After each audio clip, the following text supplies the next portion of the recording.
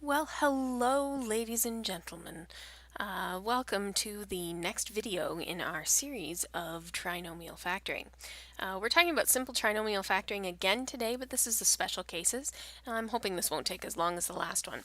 Our goal today, I know how to factor some quadratics that have common factors or are missing terms.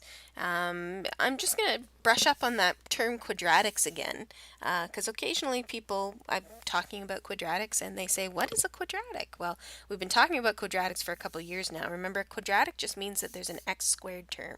So if you have a look at that, and when you graph a quadratic on an xy plane, it forms that nice smooth curve that we refer to as a parabola. So we're going to talk about simple trinomial factoring in special cases, and we're going to take a look at special case number 1. There is a common factor. Sometimes a simple trinomial can be disguised, not disguises, can be disguised as a complex one by a common factor. So this looks harder because there's a 3 out front. It doesn't factor the same way when there's that 3 out front. At first it looks kind of complicated, but if you look closer you realize that each of these things is divisible by 3. 18 is 3 times 6, and of course 3 and 3 are both divisible by 3. So what we can actually do is divide them all by 3 to start with. That's called taking out the common factor. We did this a little bit in grade 10, but we're going to recap that again. We're just going to take the 3 out. The same way as we'd multiply it in by distributive law, we're going to divide it out by common factoring. So I'm going to take each of these things and divide by 3. If you want to put a little divide by 3 underneath them all, be my guest. It's not usually what we do, but if that helps you. What we'd be left with here is x squared. And then we'd have plus just an x. Now remember, if there's no number there, we understand it to be a 1. Doesn't need to be written there. And then this is going to say minus 6, because 18 divided by 3 is 6. Now, once we've got that common factor out, we're just going to leave it there and ignore it and do the rest of this. So remember, we put x's at the beginning of our brackets, then we look at this sign.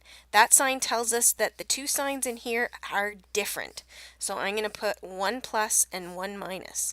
And then this sign in here tells me that the bigger number I find is going to go with the positive sign. So here's where the bigger number has to go. Now remember, I'm looking for two numbers that multiply to this last number, to 6. Well, that's pretty straightforward. There's only two sets of numbers that multiply to 6. It's either 1 and 6 or 2 and 3. And since the signs are different, we're going to look at these backwards. They have to subtract to 1. So these are the ones that subtract to 1, and as I said, I have to put the bigger one here and the smaller one here. And if I multiplied this out, I would get right back to where I started from. So if you see a number in front of the x squared term, you'll likely be able to divide it out of every term in the trinomial, divide it by that number. And then you can just ignore it and factor as usual, the way we did there. Okay, let's look at special case number 2. There is no x term. Well, first of all, even if there's no x term, this just has an x squared term. There's no x term, and then we've got the constant term there. Even if there's no x term, you should see if you can divide out the coefficient of x squared. So this 5, it can divide out of 45. I can put a little divide by 5 underneath both of them. And I'm going to leave that 5 out front of the brackets and reverse my distributive law. So that becomes x squared minus 9. Now, if there is no middle term, we must know that that middle term was actually 0. So I could write this as x squared, and then either plus or minus, it doesn't matter. There's no x's in the middle, and minus 9. So what we're doing here, if we take a look at this, is we are subtracting to 0. Okay, we have to multiply to 9 and subtract to 0, and this sign here tells us that our signs are different. So we're going to put the 5 here. I know I have x's at the front. We have different signs because that's a minus 9. And now we're looking for two numbers that multiply to 9 and subtract to 0. Well, the only things that multiply to 9 are 1 and 9 and 3 and 3. And the ones that subtract to 0 is 3 and 3. Now notice, if this had said a plus there, we wouldn't be able to do it because there wouldn't be anything. Like if this said x squared plus 9, we would be looking for two things that multiply to 9 and add to 0. And there's nothing that adds to 0 if it has the same signs on it. So that's just not going to work. Okay, special case number 3, there is no constant term. Well, if there is no constant term, we're still taking out a common factor, so both of these things can be divided by 4. But since there's no constant term, they also both have an x, so I can divide them by 4x and take out that common factor of 4x. So I'm going to put the 4x in the front, and then I'm going to divide each of these terms by 4x. Well, 4 divided by 4 is 1, and x squared divided by x is simply x. And then plus 20 divided by 4 is 5. And x divided by x, well, anything divided by itself is just a 1. So this would actually be 5 times 1, but we're not going to write that. So what we get is 4x times x plus 1. Now, I deliberately wrote this as a y equals because we want to talk about what the x-intercepts are. Remember, the x-intercepts are whatever makes these brackets 0. Well, this isn't a bracket, it's just a term, and we want to know what makes it 0. Well, what makes 4x equal to 0 is simply x has to be 0. And whatever makes this bracket 0, x plus 5 has to be 0, so that x has to be a negative 5 in there. Okay, so these would be our two x-intercepts for those brackets. Now we're just going to practice with a few things here, and then we'll call that a video. So this one here, first of all, there's a 3 out front, so I need to divide everything by 3. And when I divide everything by 3, I put my 3 out front, and I take it and divide everything by 3. So we have x squared, 24 divided by 3 is 8, so plus 8 with an x there. And 36 divided by 3 will give me plus 12. So now I move on to my factoring. I just leave that 3 out front and ignore it. I've taken care of it. It's going to hang around there. Remember, it's our stretch or squish factor when we're graphing parabolas. So we're going to put x's at the front. This tells me the signs are both the same, and since they're the same, I look to this one and it tells me they're both positive. So I'm going to put both positive signs in there. Now they have to multiply to 12, so that could be 1 and 12, or 2 and 6, or 3 and 4. But it also says that they have to add to 8. We got to read this backwards. Multiply to 12, add to 8. Well, the ones that add to 8 are 2 and 6. So I need the 2 and the 6 in there. Okay, let's take a look at this one. It's got a fraction out front. Be a little bit careful with, well, it's a decimal.